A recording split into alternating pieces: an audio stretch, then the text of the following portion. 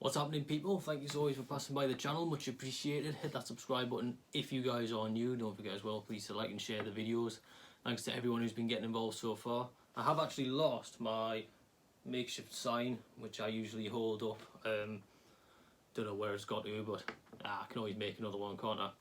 Alright, so a couple of fights this weekend. Two of my favourite fighters are returning back to the ring for the first time in a long while. Triple G and Canelo. Yeah, I'm really excited about this weekend because I like them both, and the fact they're fighting on different cards as well, I think that was actually a really good move by DAZN.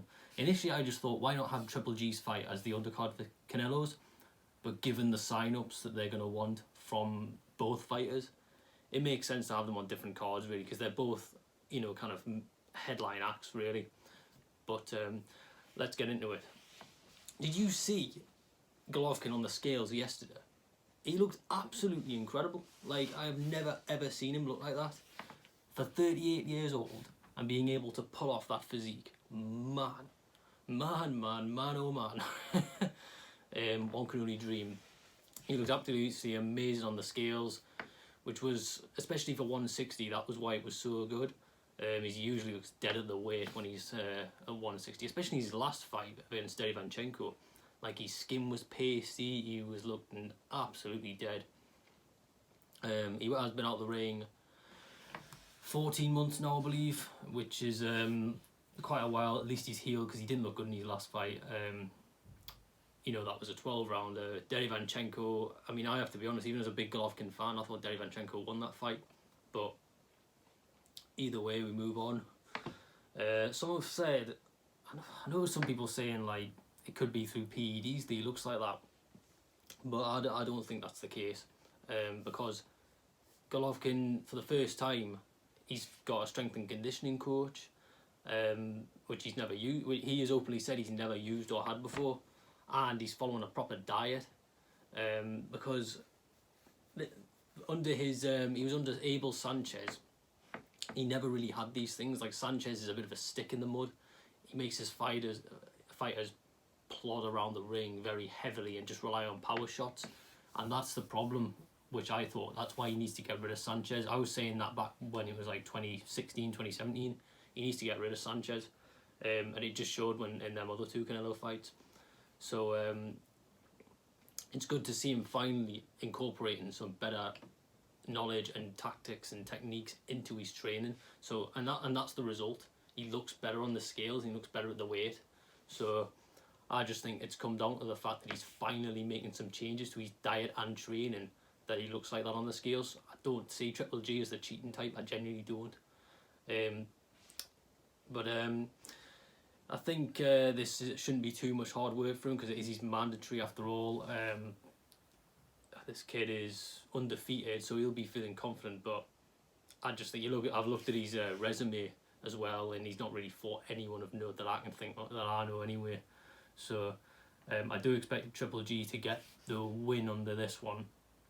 If he gets through this though, he shouldn't be getting anything big. Like, I know he wants that Canelo trilogy, but he shouldn't really get that, to me.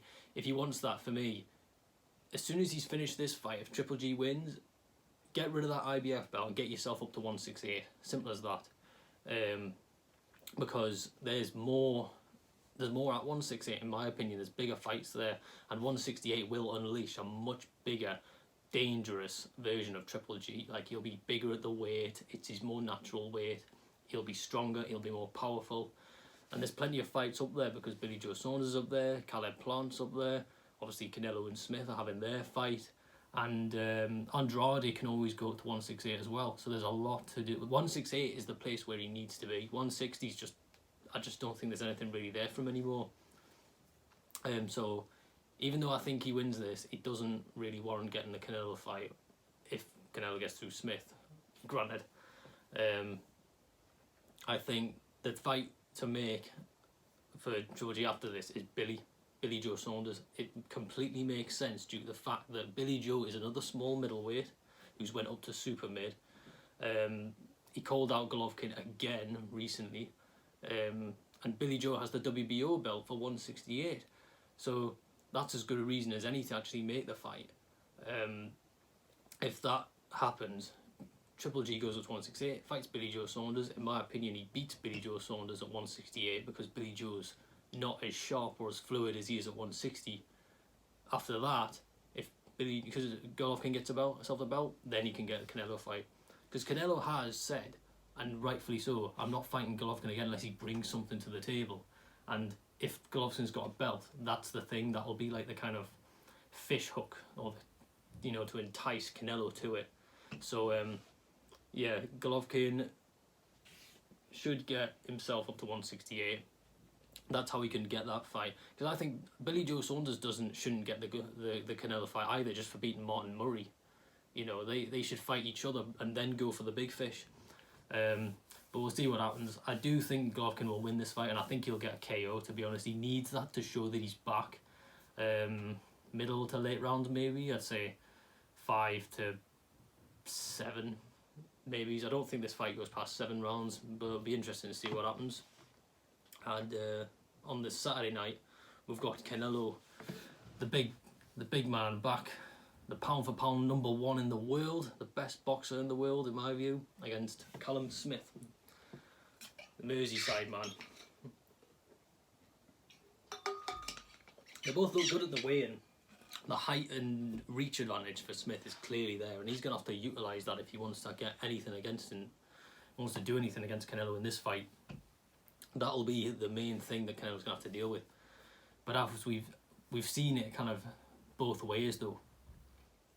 We've seen from the Smith fight against John Ryder that if you can get under that height and reach, that you can make things pretty hard for Callum Smith, because in my opinion John Ryder won that fight. That was a complete robbery. And then Smith struggled, because if you can get underneath it, Smith will struggle on the inside. And of course we've seen it when Canelo's for Fielding, but let's face it, Fielding came for a payday, and Kovalev, who was absolutely washed, it was a complete shadow of himself. Remember, there was a rehydration clause in that fight, and it was only like a month or two since he'd come off fighting Anthony Yard, who nearly stopped him. So yeah, it will be interesting, because 160 for me is Canelo's natural weight. That's where he belongs. I don't think we'll see him at 175 again, not for a long time. Maybe to fight some other kind of like washed up champion, who knows. And he's not fighting someone who is a 160 who's moved up to 168. No, he's fighting someone who is 168 for like 2 seconds, and then he blows, because Callum Smith is not really a 168 guy, he's a 175 guy. He just drains himself to get down to 168. He's on the scales for like a minute. You guarantee as soon as he walks away, he's not 168, he's gone up to 170 or something like that. So having said that though, I do expect Canelo to get the win, just based on the fact that he is the most complete fighter in the world right now. I mean, we're talking the pound for pound #1. He has everything in his arsenal to defeat Smith. He's got a great jab, head movement, foot movement, boxing IQ, ring generalship, power in both hands. We've seen him, what he did to Kovalev and what he did to Fielding, just knocked him out. And on top of that, he's got a very, very good chin. Because, if you think about it, he's for Kovalev, Danny Jacobs, and Golovkin, all of them threw everything but the kitchen sink at him, and they couldn't even put a dent in him. So I think it will be a great fight, to be honest, because there's good both of them, but I do expect Canelo to get the win.